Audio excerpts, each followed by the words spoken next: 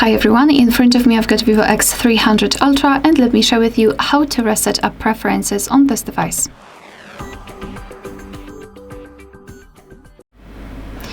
So let's begin with opening the settings, and here we need to scroll and find apps.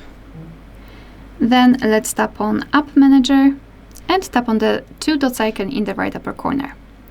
Now tap on Reset Up Preferences, and here our device is informing us what it will actually do. So among others, disabled app notifications and background rate restrictions for apps. I mean, it will reset it.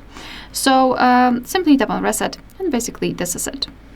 Alright, so that will be all. Thank you so much for watching. Please hit the subscribe button and leave the thumbs up.